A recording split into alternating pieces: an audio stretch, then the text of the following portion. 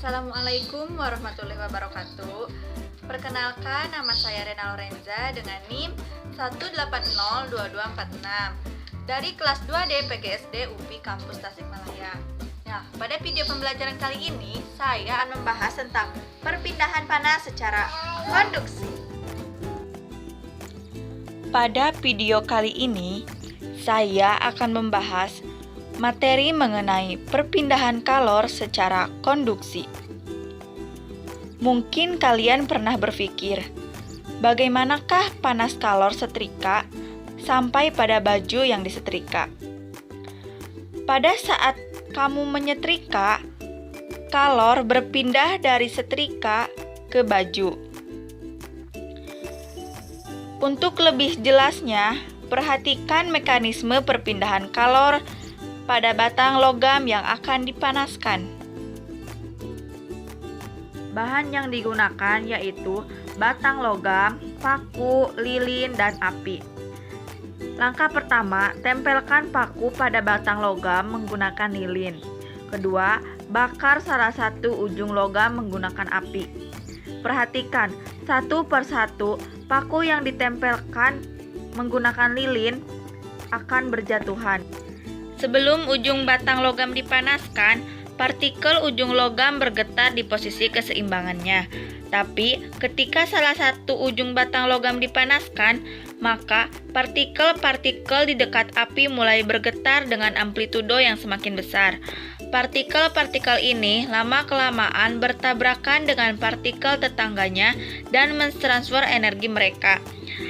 Dalam tabrakan yang terjadi, perlahan-lahan amplitudo gerakan atom dan elektron logam ini menjalar makin jauh dan semakin jauh dari nyala apinya. Pada saat yang sama, kalor berpindah dari ujung logam yang panas ke ujung logam yang dingin, tetapi partikel logam tidak ikut berpindah. Perpindahan panas semacam ini disebut dengan konduksi. Pertanyaan selanjutnya, apakah setiap bahan atau benda mampu menghantarkan panas atau kalor? Nah, untuk lebih jelasnya, lakukan percobaan sebagai berikut.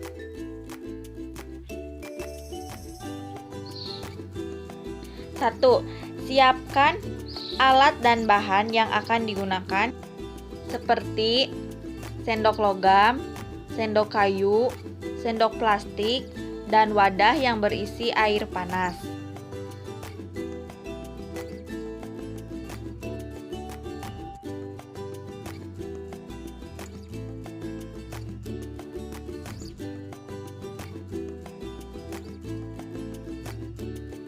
Perhatikan bahwa tiga ujung sendok yang lain masih muncul di permukaan air panas.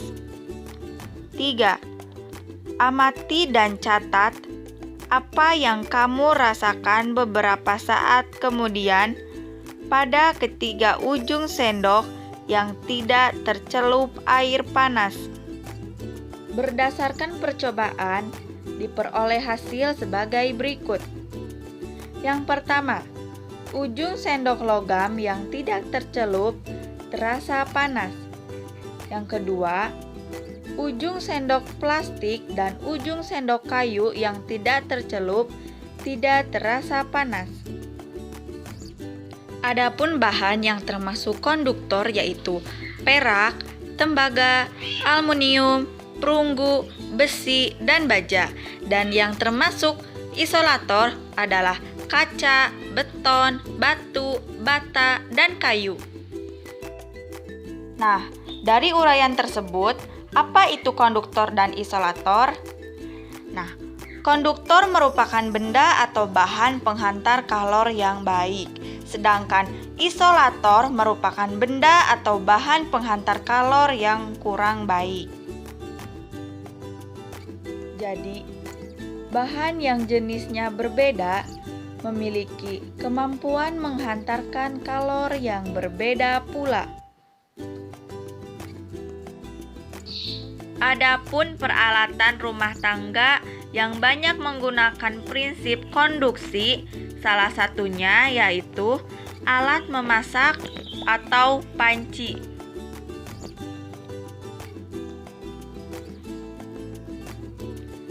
Bagian panci yang bersentuhan langsung dengan api terbuat dari logam atau konduktor. Sedangkan bagian pegangannya terbuat dari kayu atau isolator. Saat udara dingin, biasanya kamu sering menggunakan selimut. Nah, bahan selimut yang terbuat dari kain wol merupakan isolator. Akhirnya, mari kita simpulkan materi kali ini. Pertama, konduksi adalah perpindahan panas tanpa disertai perpindahan partikel zat. 2. Konduktor adalah bahan yang menghantarkan kalor dengan baik seperti logam. Isolator adalah bahan yang buruk menghantarkan kalor seperti kayu dan plastik. Sekian video pembelajaran tentang perpindahan panas secara konduksi. Semoga dapat bermanfaat dan terus belajar.